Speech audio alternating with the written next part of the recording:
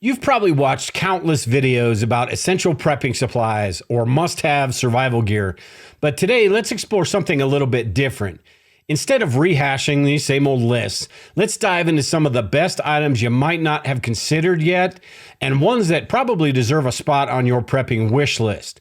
These aren't just any supplies. These are the most convenient and reliable options out there.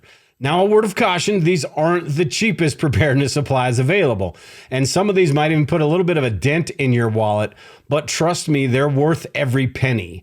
Think of them as investments in your safety and your peace of mind. And remember, the world of preparedness offers a bunch of different choices, but these items that we're going to be talking about today, they're game changers. Not only will they make your life much easier during emergencies and disasters, but they're also practical for everyday use. So whether you're a seasoned prepper or you're just starting out, get ready to upgrade your survival toolbox significantly. These items might not be on everyone's radar, but they could make all the difference in the world when you need them the most. And the first one I've got here is a buddy heater. And outside of a fireplace or an energy-hungry space heater or blankets and extra clothing, there really aren't many emergency heating options available. And the buddy heater, outside of putting a transfer switch on your fuse box, is really the best option. The buddy heaters run on a 1-pound cylinder of propane, but you can also get an adapter to attach them to the larger canisters, the 20-pound canisters. And they also sell what's called a fuel keg, where you can refill these smaller canisters with the larger 20-pound tanks. Now, there are quite a few different options when it comes to a buddy heater. The one that I have is the 4 to 9,000 BTU, which is not the largest, but it's not the smallest either. These come with safety features, tip over safety features, so it shuts off if it tips over or if the pressure in the tank gets too large. So these are absolutely fantastic. Whether you're talking about a bug out situation inside your home, you're in one small room. I think the one that I have goes up to about 250 feet. Or a tent out camping, a garage, a lot of different places where these would be useful. And there's not really a whole lot of options when it comes to indoor heat. The next one on my list is an Iwatani butane stove. And there are a few different butane stoves out on the market, but the Iwatani is the top of the line stove. And that's because of the quality construction of this stove and how efficiently it burns the fuel. This one is rated for indoor use. Some of them, like the gas ones, may not be specifically rated for indoor use because they don't burn the fuel as efficiently as an Iwatani. That doesn't mean that you can absolutely not use them indoors. It just means you need to be a little bit more cautious, have some ventilation maybe, and a carbon monoxide tester available. You should probably also have that with the Iwatani as well. But we've used this one many times indoors to make s'mores, to cook things. It's just a really good stove. But indoor cooking is really important. And I've done a video in the past about the different options that you have. So while this isn't the only solution, it really is, I think, the best solution. As far as if you need to boil water, you've got freeze-dried food. If you need to cook meat or different things like that, and you don't want to be outside giving off cooking smells, this is a fantastic option. Or if it's just really too cold to go outside, an Iwatani butane stove or a gas one butane stove is really a good option. Okay, so the next one I've got is the Predator generators that you can get from Harbor Freight. And these are generator inverters, meaning they are super quiet. Now, you do have other options. The Honda is a very popular one, but the Honda, those generators come at almost double the price and sometimes even more. The generator that I have is a 3500, which is a sort of a middle of the road inverter generator, but it is the right size for the power needs that I'm going to need it for. These generators are much quieter than the typical gasoline generators. These Predators put out between 50 and 70 decibels, depending on how close you are, and even less than that further away.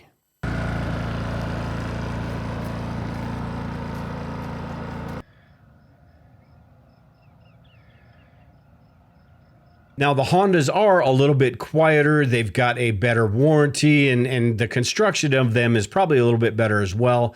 But these Predators have such good reviews online and from people in the RV world that I had to go get one and try it out. And I'm absolutely in love with it. I've only had it for a short period of time, but the generator is fantastic, and they're super easy to use, super easy to start up. And like I said, in an emergency situation where having something quiet, you don't want people around you to know that you have access to power. This one of these super quiet generators is going to fit the bill. Now, one thing when you're with this generator and when you're shopping at Harbor Freight in general, never buy something at full price. Harbor Freight is all about the coupons. They sign up for their email list and they send you coupons every single day. I made the mistake of buying this generator at full price, and the day after I did, I got an email stating that it was $100 cheaper than when I bought it. So make sure and be on the lookout for these coupons and these deals. And you can also, they've got quite a few things that are pretty good. Some of their stuff is sort of junk, but some of their stuff is pretty good. And these Predator generators are definitely one of those. But make sure and wait for the deal, then go get one. You won't have to wait too long. The next one I've got on my list here is a DC refrigerator. And I've done a couple of videos about refrigeration in an emergency or a disaster. I recently did a review on the Set Power DC refrigerator, which is a really nice budget option when you look at the prices of some of the other DC refrigerators out there. And I've also done a video on a mini fridge and a chest freezer. And when you compare the two, you're not going to get as much room in a DC refrigerator like this Set Power, but it is going to take about half the energy. And in any sort of disaster or emergency, energy is going to be at a premium. So the less you use on one thing, it gives you the option to use that on another thing. So with the Set Power taking about 30 to 50 watts to use, it's a great option to have, and that way you don't have to throw away food that's in your refrigerator or do the neighborhood barbecues like everyone talks about. Use that food before it goes bad. With a DC refrigerator, you have the option to take maybe some milk out of the refrigerator, some cheese, those items in the refrigerator that are going to need to stay cool. You'll have that option if you have a DC refrigerator. So I think these are fantastic for emergency purposes, and also just everyday use as well. Going camping, going hiking, family gatherings, a lot of different situations where you just plug this DC refrigerator in and you're good to go. You can also put these in your vehicle if you're in a bug out situation or traveling. You plug this into your lighter port, it'll fit in the back seat of your truck or car. Like I said, I did a review on that Set Power DC refrigerator, and it's a budget model. There are some out there that are really expensive, but this Set Power one I was really pleased with because it's a good price and it does the job it's supposed to do. But a DC refrigerator is definitely something that you ought to put on your wish list. The next one I have is the SimPure reverse osmosis water filter. And there are a number of different water filters out there, high-end water filters like the Big Berkeys, although there's been some issues with Big Berkey here recently. So it's really up to you. I know I've talked to some people who are adamant that they are going to continue using their Berkey, and I've talked to people that are pretty leery about getting a Big Berkey anyway. I've done a video on that in the past. I'll make sure and leave that in the link below. You can see what sort of legal issues they're having. But this SimPure reverse osmosis water filter, I've reviewed in the past. I've had mine for a couple of years now and absolutely love it. A reverse osmosis water filter is going to be the best way to basically get everything out of the water. Now, there are some chemicals and some things that a water filter, no matter what you have, just won't get. But a reverse osmosis water filter, and this portable version, is going to be the best option that you have. Now, this SimPure has 4 stages of filtration. You've got the sediment that it filters out first, and then you've got activated carbon. Then it goes through the reverse osmosis filter, and then finally the UV filter. And depending on how often you use these filters will last you a year or so. You can even get a couple extra and keep them aside in the case of an emergency or disaster so they're not used.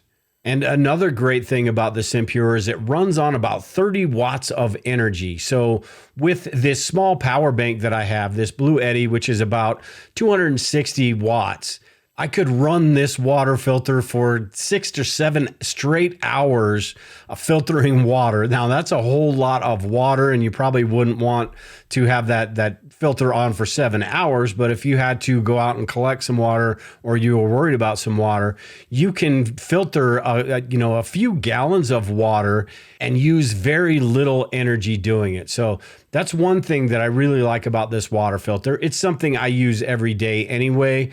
But this one is really a good option for emergency preparedness purposes. Something you can use on a daily basis and something that is going to be super important in any sort of disaster or emergency. So I've mentioned a couple things here that will require a little bit of energy.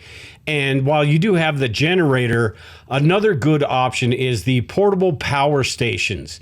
There are a number of different sizes. There are a number of different costs for these. Some of these can get pretty expensive. You've got reputable brands like the Jackery, which is the prepper favorite.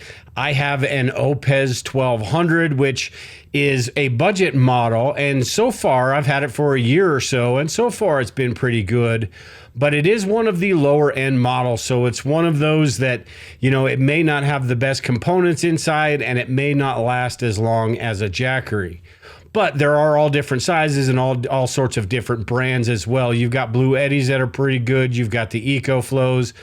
But having one of these little power stations will be super beneficial in any sort of emergency when you need that little bit of power.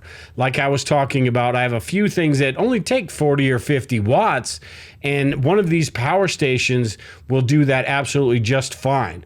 Another advantage to these, if you have the ability to recharge them with solar, most of these accept solar, you can plug them into the wall and keep them charged up, but they are completely silent. So even though that Predator generator I talked about earlier is only about 50, 60 decibels, these are 0 decibels. So these are going to be absolutely silent.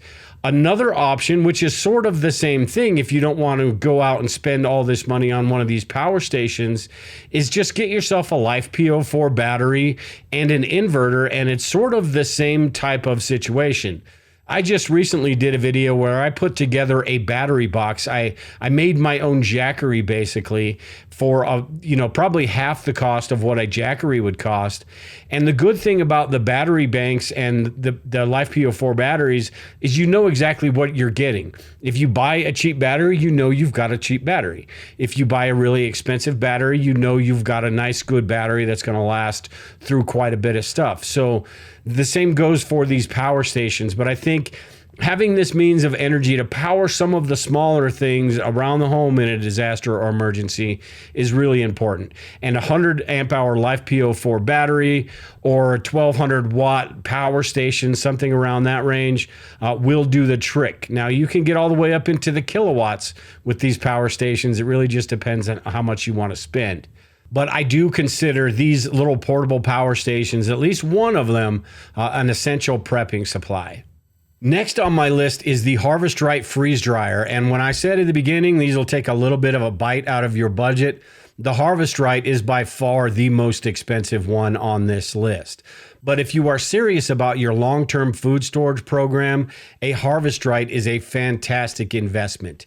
If your long-term food storage consists of a year or longer, something in that range, or if you've got quite a few people in your family and you're going to use this on a daily or weekly basis, I think eventually it will pay for itself.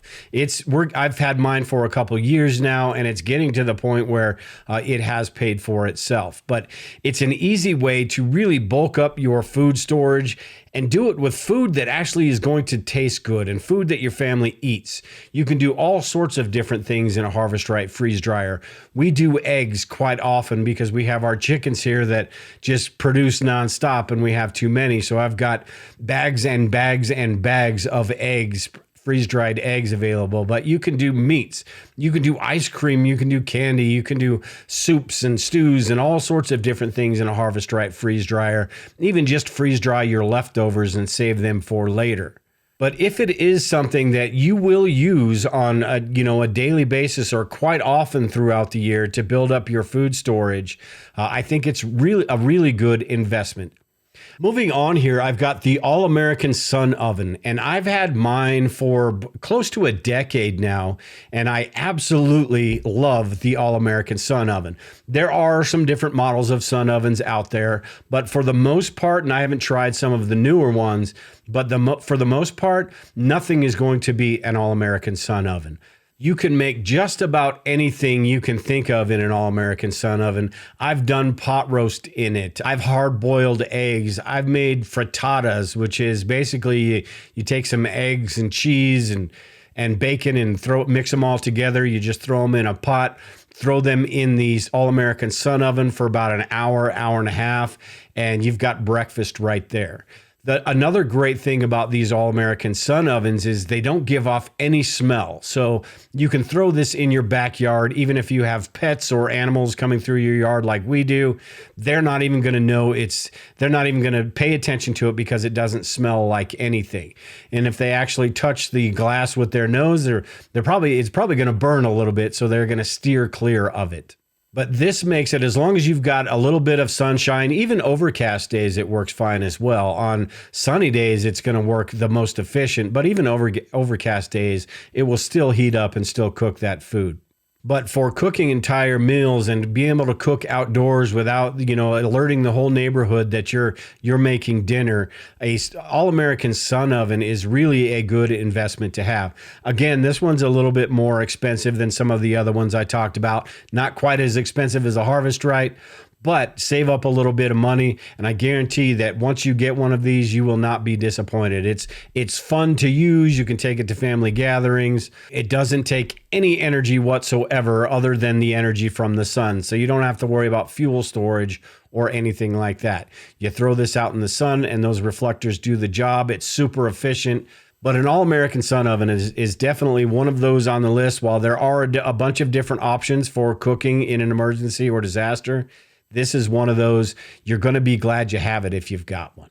So that's the list that I have here. And I know there are a lot of other different things and just so many different options for getting something done in a disaster or emergency, whether you're talking about food, water, shelter, security, sanitation, all that different stuff. There are just a bunch of different options.